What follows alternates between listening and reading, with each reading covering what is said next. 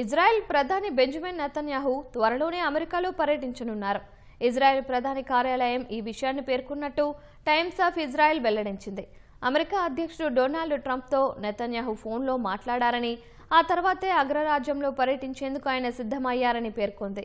అయితే ఈ సమావేశానికి సంబంధించిన ఖచ్చితమైన తేదీ, వేదిక ఖరారు కావాల్సి ఉందని తెలిపింది.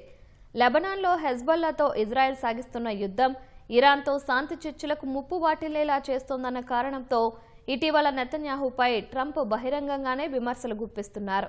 ఈ పరిణామాల మధ్య వీరు భేటీ కానుండడం ప్రాధాన్యం సంతరించుకుంది. మరోవైపు అమెరికా 250వ వ్యవస్థాపక దినోత్సవం సందర్భంగా ట్రంప్నకు నెతన్యాహు శుభాకాంక్షలు తెలిపారు. అమెరికా ప్రపంచ స్వేచ్ఛకు భరోసా ఇస్తుందని కొనియాడారు.